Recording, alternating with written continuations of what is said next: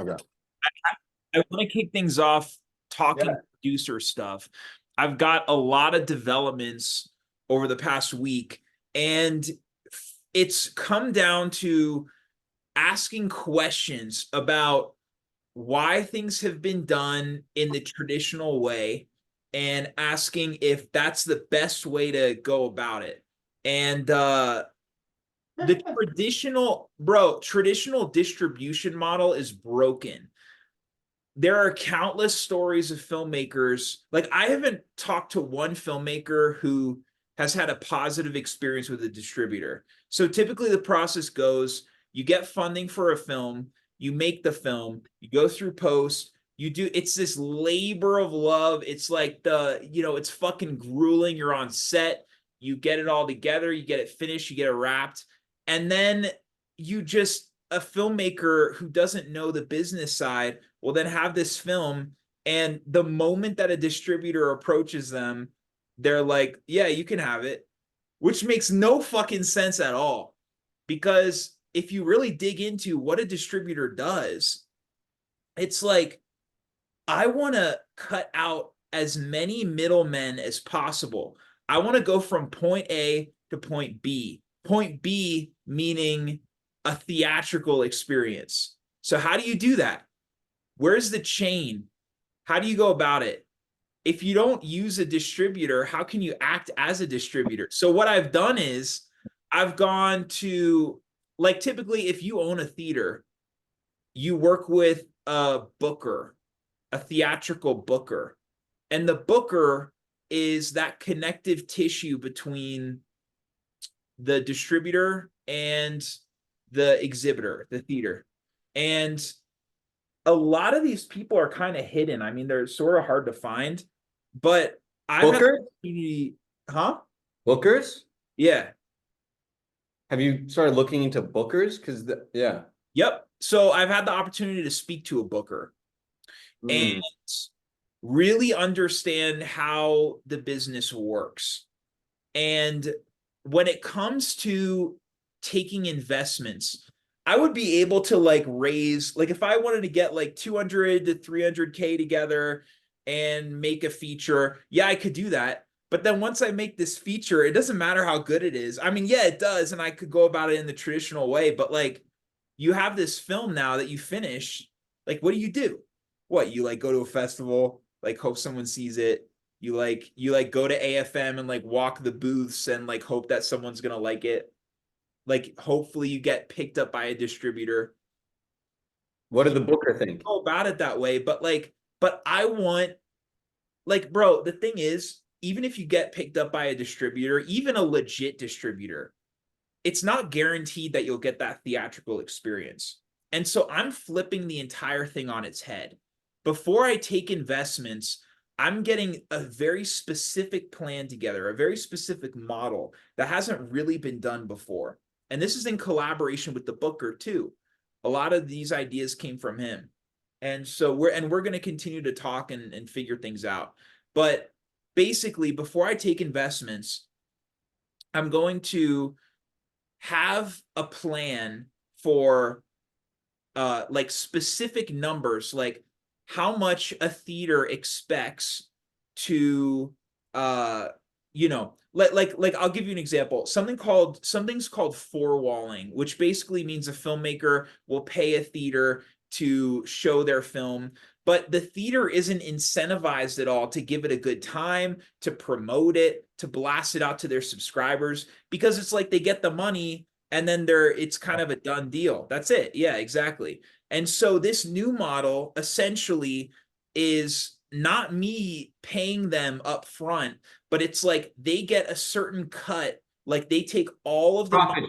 Profit sharing with them. Exactly. So they'll take all the money up to a certain point, and then it will be a 50-50 split between me, the filmmaker, that I can then give off to a producer and the other people on the back end.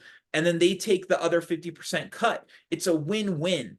And in doing that, I'm not doing business with like distributors or middlemen and hoping that they don't, the market cap isn't too high. Like, all these pitfalls that filmmakers fall into. All I'm doing is working directly with the exhibitor or with the booker who has a relationship with these exhibitors. And at the end of the day, that's all I want. Because here's the deal. Even if I end up wanting to be on streaming, the only way to get on streaming and get people hyped about it is if you spread awareness about the film. And the best way to do that is by the film being shown in a bunch of theaters. And especially the films that I want to make, horror already has a built-in audience. So I'm not going from like A to B to C to D. I'm going straight from A to Z. It's straight where I want to go. I want to have that theatrical experience. I want people to see my films.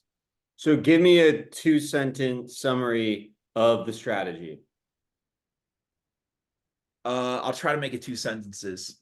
Yeah. But strategy is I develop relationships with exhibitors and bookers who already have pre-existing relationships. And then when my film gets in those theaters, they take the initial cut 100%. And then once they reach that certain dollar amount, Who's they? the theater. So once they reach that certain dollar amount, then it's a 50-50 split between me and the theater.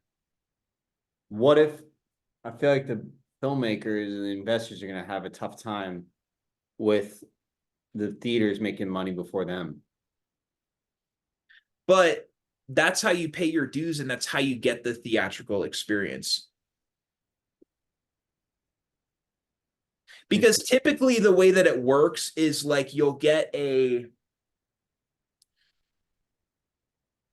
this is a good starting place, because yeah, you can have a Marvel movie that the theater knows that people are going to come to see. Yeah, And we're talking about an indie movie that they're not going to like publicize all over the place. Yeah. exactly. So for me, it's like thinking about, okay, where am I at right now? I'm starting out, yeah, shorts, whatever, but like I'm starting out in the feature space. And so how do I get my features into theaters? And that's a huge deal. If I can start getting my film. Oh. For all that, first-time directors get movies in theaters all the time. Really? Yeah, people got to start somewhere. I mean, they might have like crazy credentials and stuff. Like Nowadays, maybe they did music videos before and stuff. I don't know, yeah, but but nowadays, first time directors getting their film, studios are struggling to get their films into theaters. maybe they're not though. If you can just kind of pay them Well, off. well, actually, that's true. Yeah. It might not be that they're struggling, but they're choosing to go to streaming. But for me, it's like, I mean, just thinking about what my end game is, it's always been the theatrical experience. It's always been people seeing my horror films in a theater. And to me, that's the best way to get that legitimacy and to spread that awareness. Yeah, but obviously, not that you're saying this, but don't sacrifice the success of the film to just get it into the theaters for that one modality of having people see it in theaters. If you have to take a loss on some stuff, that which is a realistic thing to weigh, because if you're saying theater's going to make money before everyone else, that has potential to have some ramifications. Here, 1 second. Yeah, and I'll talk while you're doing that. It's for me the lifespan of the film, because it's not just, yeah, I said the end game is the theatrical experience, and to me that's the most exciting part of it, but it's the lifespan of the thing. It's like you're not guaranteed as an unknown filmmaker. The product might be great, and then yeah, like Hulu could pick it up. That situation can happen. But this is really, to me, this is stacking the cards as much in my favor, where it's, I know I'm guaranteed to have this theater experience. That is more than most people can say to their investors. And I want to front load the offer with that, so that when I'm approaching people for financing, it's like, this is the plan. It's not just we're in 1990 and we're going to festivals and hoping that something will happen. Like the numbers of films, like indie films that go that route and nothing happens and all they do is end up on Amazon Prime is Right. like, it's like a dime a dozen. And I don't want that to happen here. So like if I want if ultimately the goal is also to get on a streamer, this to me is the clearest route. It's like, for me, it's starting on one screens. Like I'm not talking AMC. I'm talking small one screen theaters, a few screen theaters. And so the buzz starts to build. Word of mouth starts to build. The way that they rolled out Paranormal Activity, they started in, it was very limited releases. And so I'm thinking of this very slow growth, very slow lifespan of the film. Because ultimately, too, if you get enough hype around it, AMC, Regal, Cinemark, the big ones, the big theater chains could then see the success. If it's a really good film and if people are going and you're continuing to show, the reason they would keep it in the theater is if you're continuing to get numbers. Right. So if you're proving it in the theater, then these bigger chains are going to see it. These bigger streamers are going to see it. Studios are going to take notice. You could be acquired. It's like, I just feel like this is a great foot in the door to where it just opens up this realm of possibility. Yeah. No, it's definitely, I like that you're thinking of alternative methods. But please play devil's advocate too, because I'd love to hear your POV on it. Totally. I appreciate it. Definitely an interesting place in like the development or just like the lifespan of movie making and stuff in general. It's like, where is it gonna go? Right. How much And does I nostalgia count don't want for? Amazon Prime, like, you know what I mean? Like, I just I don't. think there's a number of like indie filmmakers that are frustrated with it going to die on streamers and stuff and studios as well. Because there's just people are always distracted in Hollywood by like the one success that does well and the glitz and the glamour and that allows them to drink the Kool-Aid. Once they do well one time, they're like, I'm down to sell my soul to keep doing this, even if I have 5 more misses after this. And then they'll make freaking The Breakfast Club 2 that goes straight to Paramount and no one ever sees it again. And on the other hand, I think for someone that's trying to get an indie movie the best chance of it doing well, Mhm. like what does it mean to do well these days? Like again, getting your movie into theaters on any stage counts for if it doesn't do well, it's like nostalgia. It's like every filmmaker wants to see their movie on the big screen Yeah. with a audience reacting to it. B, um, yeah, it still holds a bit of that like cachet that like, hey, your movie's doing well because it got into theaters. Um, that being said, and like streamers, yeah, literally can go die on streamers. I just think you can do better. What would be your approach? I want to hear it. I think Like, what do you mean better? Are you talking like, distribution wise, as an opportunity for the movie to make money, be seen, give it a life. so rather than this self, because this is a self-distribution model, rather than self-distribution, you're talking traditional, but with one of the, No, not necessarily. I think what you can do, it might be better to get it seen. You got to get scrappy. Not that you're not already. And make the dang movie. Get investors that buy into your business model, which could be, hey, I'm going to make the movie for cheap, spick and span, cheaper than you've ever seen done. And I'm going to make it look better than you've ever seen done. Because whatever the market calls for, you can do 5 times better, or at least set the goal to do that. And when you throw away any type of thing of how it's done, then you can figure out how to really do things better and reinvent the wheel, which is what you got to do. And then I think ultimately where you're going to show the movie, put it on a website and charge admission. say it's $20 to watch this movie. Buy now. And then you have to somehow get a way to promote it. Um, Exactly. yeah. But I like the thinking. It's like Louis But C.K. by the way, you'd have to do that anyway, probably at a movie theater. They're not going to promote it unless, right. I mean, So I want to go local. And what I mean by that is I want to get the local community to get excited about it. And so it isn't just, I'm not just putting it the on the exhibitor in order to promote my film. It's also me, like you're saying, marketing it, but within that region. Let's say Watertown, New York, where I first grew up, upstate New York, small town.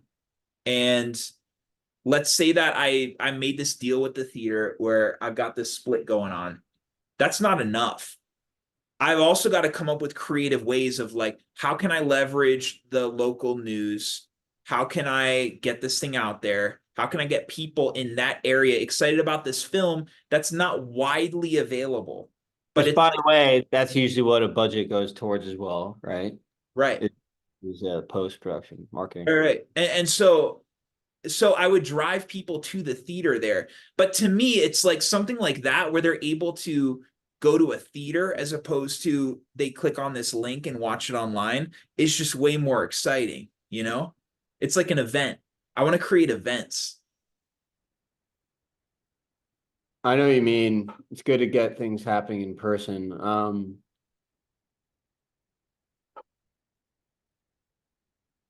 I'm just seeing people kind of go through it, and it's all tough. What do you mean? Give us some context. I saw someone made an indie movie, went to a film festival. I was like, then agreed. They got picked up by Showtime as like a just on their page, and like, yeah, it's a calling card. It's big for all of them. It's like, hey, my movie's on Showtime. I can Instagram about it. Um, I assume that movie did horribly. Uh, it's just tough. You kind of Well, first, I want to point out it's really interesting that you brought that up because that road of going to a festival and then someone picking it up is like the traditional win. That's like the traditional big win that people hope for because that's what they think they yeah. want. And that, but how much did that put them on? How much exposure did that give them? Did Showtime hide it? You know, did it die? Did they miss out on other opportunities for to capitalize on the lifespan of I don't this? think that movie ever had much opportunity. It was like a sneaky, like kind of slice of life movie. It's just like, what the I mean, fuck? horror is kind of a different thing just because It they're is. It built-in, is. you know. It is for sure. I mean, the closest thing is that like remember we had that director on the podcast that made like something 99 VHS 99, Yeah. something like that. How did he release that? So that was a horror anthology. So it was him and like five other filmmakers. On a But web. Yeah. yeah, I mean, he had it basically went straight, like it had a limited theatrical run. I mean, that was like traditionally built up, like Okay. because those are all filmmakers that are known. And so they premiered. Yeah, go ahead. Was it not a website that you have to subscribe to, similar to It streaming? ended up being on Shudder, which Yeah. is yeah, that's like the horror subscription film thing, which could be the end result of if I were to do this like limited theatrical run and I get some people excited and they start talking about it in social media, whatever, then it's like that could pique Shudder's interest and then it could end up on Shudder. It's just not a matter of me like going to a festival and then Shudder immediately picking it up. It's more like let me create buzz, let me create Yeah. like word of mouth. Yeah, it's just tough.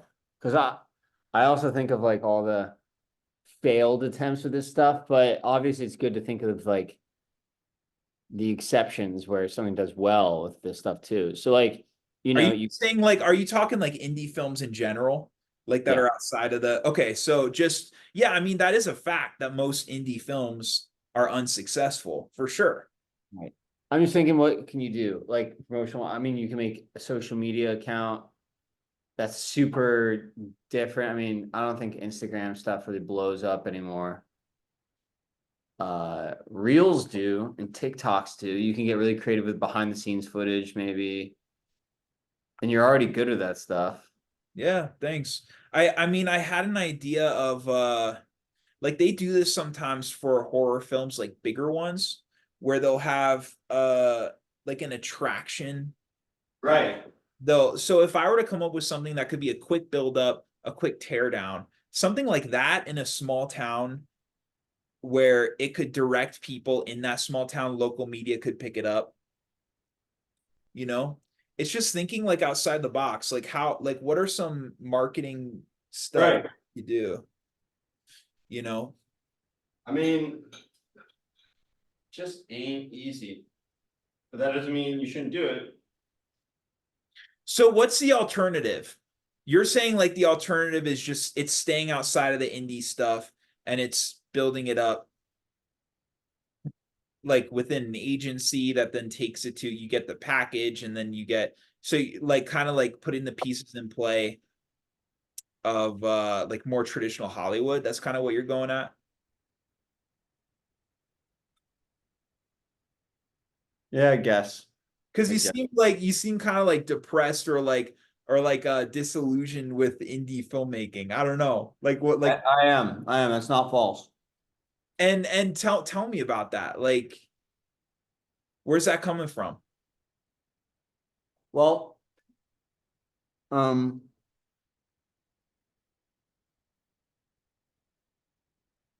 sorry, I just really had to collect my thoughts. That was Sorry. a long chew there. I know, big bites. So obviously, I saw what my dad and uncle went through making their Correct. indie movie. That Correct. ultimately did far better than it could have done. The fact that it ended up getting into a film festival, we were told these film festivals these days are so snobby that they don't even let people in. They got in Palm Springs Film Festival, among others. Still didn't do anything for it. Got really well reviewed by big reviewers on its own.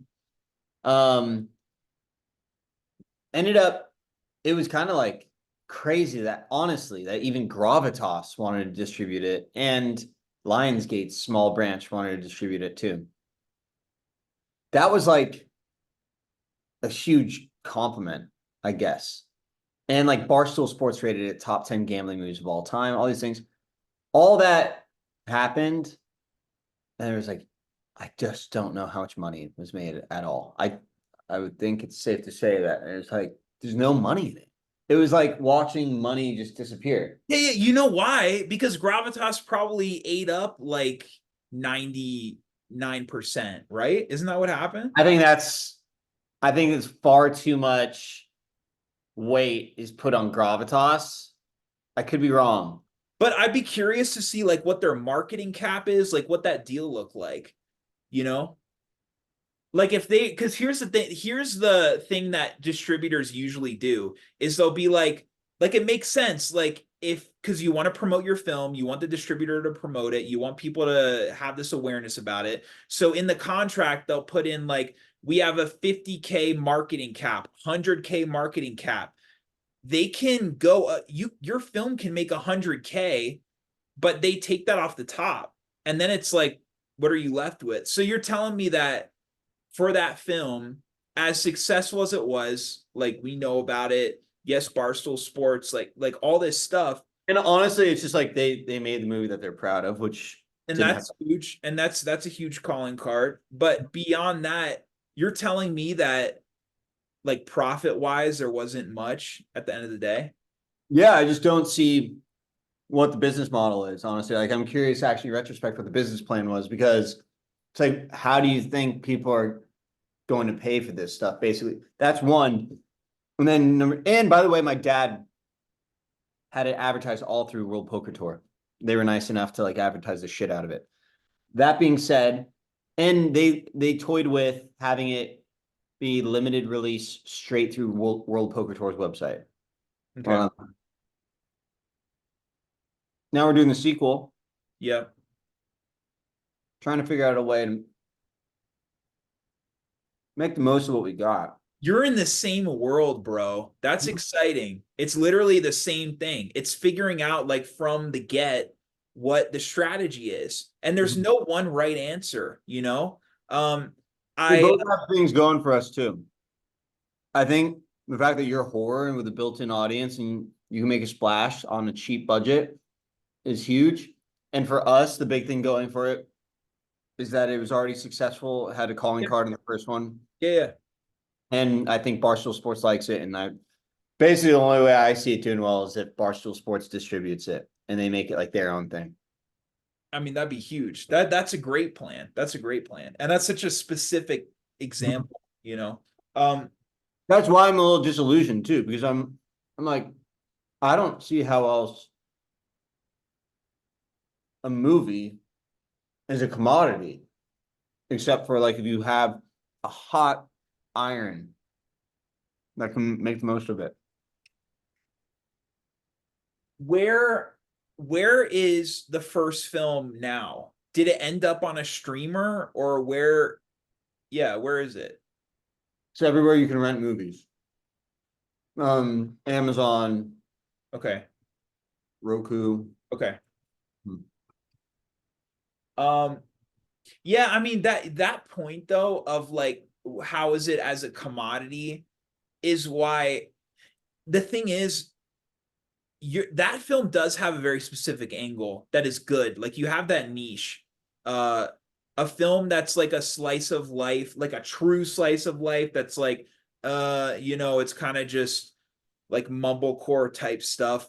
I don't know what that angle would be, and I don't know where the home for that film. I don't know how to find the audience for that film. The audience for this sequel is clear, and like the relationship with Barstool Sports is clear, and the World Poker Tour to create that hype and that buzz. But that's why I stay within horror because like just because of that audience factor of like it can be a bad movie, but because it's horror, like there are going to be people who want to watch it, you know? It's a low bar in a way. Like if you can make them scared, Yeah. everything else doesn't matter. Yeah. Yeah. But tell me what you think, like, because you're going to be involved in this sequel and you're starting to set it up and think of a strategy. Like, give me your take on, like, I get that you're disillusioned with indie film, but like, what do you think? Is it for you? Is it just like stay out of it? Like, what, like, By the way, I think it has gotten tougher for horror as well. It's not 15 years ago and Happy Death Day was able to just explode because the streamers have made it so saturated now with these like little sneaky movies. exactly. But that's a huge reason why you don't want to just go to the streamer because it could get lost in the shuffle. Totally. And like there's all these movies like VHS 99 that are like there's just so much content nowadays. Like Yeah. it's just a How do you cut through the noise? That's the how thing. do you, how do you cut through the noise? But for me, the cutting through the noise is like if you're in Louisville, Kentucky, and you're outside of the Hollywood thing, like being in LA, you're like, oh, this is the whole world. We're steeped in it. No, like there are people in Montana who they're like, oh yeah, this film is here. But Hollywood's attention to Montana, to a specific spot in fucking Wisconsin, they're not like it's not worth their time. But that's the advantage for me of like a small indie guy starting out is like if I'm focused on this area, if I really spend my time in an area and I'm like, what's my angle with these people? Then people will be like, oh, this is a home brewed thing. Like we can get behind this. We want to see this. Maybe. It's not a big enough audience on it. Here's your angles, broad strokes. You make it really cheap and it randomly explodes. It's the exception. You somehow become good friends with the star. You're not too far from some of that. Tanner, me by the grace of God could be. Sophia, like a huge writer, whatever. You as a huge writer. I don't know. You are close to a lot of those stuff. Honestly, it's not a bad call. And then number three is like if you figure out a clever distribution way that like even then, the marketing's got to be perfect. So the best thing you have going for you, both of us at this point, is that we don't have big overhead. They can do it for cheap. Yeah, Stakes are low, yeah, and there's lots of game. yeah. And investors will appreciate a specific plan. Doesn't matter what the plan is, but as long as you have a plan for after you finish the film and you're not just like, who wants to buy my movie, you know? I mean, if you, yeah, obviously, like that is, yeah. But a lot of, it sounds obvious, and to us it's obvious, but like You're so right. many filmmakers don't even think about it. Well, when I read scripts for my previous bosses or whatever, the scripts, I couldn't conceive what they were thinking of getting those scripts made. I just couldn't like. I guess people really just drink the Kool-Aid and they're in their own little vacuum and think they could get done. I mean, Yeah. I I told you that a movie that my previous bosses brought me to the screening of that they made, I actually didn't think it was particularly bad. It came out, it got voted like the worst movie of all time. I only realized it came out because I looked at a list of worst movies of all time and it was like number 4. That's bad.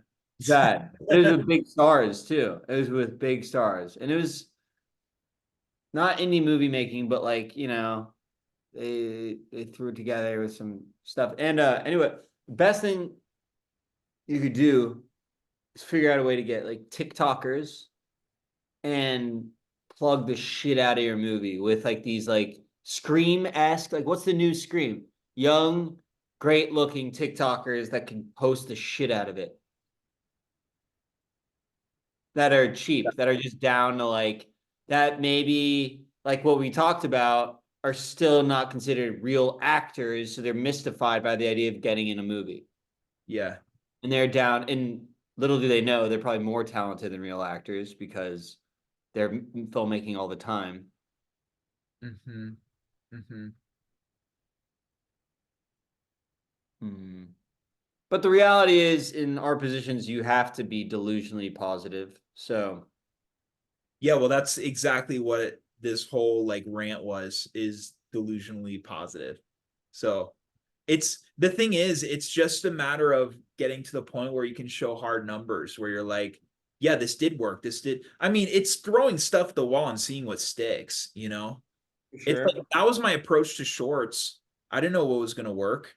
It was just trying a bunch of different stuff, and then like, okay, some stuff is starting to hit, and that's kind of the way I feel about features too. It's like make as many of them as you can, figure out what works, figure out what market works. Yeah, keep it cheap. Fail quick Mm-hmm. Mm-hmm. or succeed, but I sucked most of this call. Tell me what you had going on this past week and what you're working on. You got this sequel to the Vegas film, which is exciting, but what do you got going on? it's exciting. I mean, so I haven't spoken to you. I just got back from Florida Yeah, years ago. Uh, that was big. And then just played pickleball with a celebrity, of which I will not name, but fun. it's wild. I think we're running it back tomorrow. Um, it's wild. Uh, Well, no wonder you're disillusioned with the state of indie films. You're playing pickleball with the celebrity. You're like, oh, hey, yo, I got this script. It's chill. Let's make this thing happen. That's another way to do it. don't get me wrong. I'm disillusioned by the film industry in general, Yeah. but no, still trudging away, man. I have a commercial audition I'm going to do after this for Mountain Dew. Yo, that'd be huge. It'd be huge. Which I have this like nick on my like in between my nose and my lip that from shaving. I hope it doesn't. Nah, you It can't. just depends. I mean, if you're this close, then maybe, but you can't tell. No, no, it's just a normal self tape. Yeah. You know, it's kind of exciting actually, peripherally, is my roommate Zion. He's a manager, does mostly international stuff. Right. He his client is this woman who's in this name new show. She's the lead of it. It's from the Game of Thrones creators. Uh-huh. It's called like Body of some. It's huge, and she's blown up immediately. So he's got a bird in the hand, so to Is speak. it on like HBO? On Netflix. Oh, cool. called like Three Body Problem, I think. Three Body Problem. It's funny how, bro, one role can change everything. I mean, it's like, Yeah. the line is so thin. And I'm glad you're doing this Mountain Dew stuff too, because you book one of those motherfuckers, you're set for the year, man. You're set for the year. What a dream that would be. I mean, it's funny, like at this point, I almost wonder like the pickleball teaching is so many connections, like, well, potentially. That is Almost such a weird, great angle. That's like backdoor. it's just so strange and specific. Keep riding that wave, bro. I mean, you're just at the start, it's crazy. Thanks, man. I Yeah. just played also, I gave a lesson to this dude yesterday. Where he's like, dude, I belong to LA Country Club, the pretty much the most prestigious country club in LA. And he's like, I'll have you out to play pickleball there next week. Let's have some margs after. I'm like, I get used to this, Yeah, bro. Yeah. all that stuff. So I never thought of myself as a country club person, but definitely a fan of a nice steam, pickleball, and drinks afterwards in a nice place. I mean, come on, bro. You're now eating steak. It's like this next level. No more ribeye. No, I'm gonna get back to the ribeye. I've realized in general I don't like those sirloins. Ribeye's better. Ribeye's way better. Definitely better. And I should put it on the pan to char it as well. Wait, yeah, you just brushed that off, by the way. The fact that you're eating 6 steaks a week is We got 10 seconds. Bro, I don't believe in the red meat's bad for you, and I never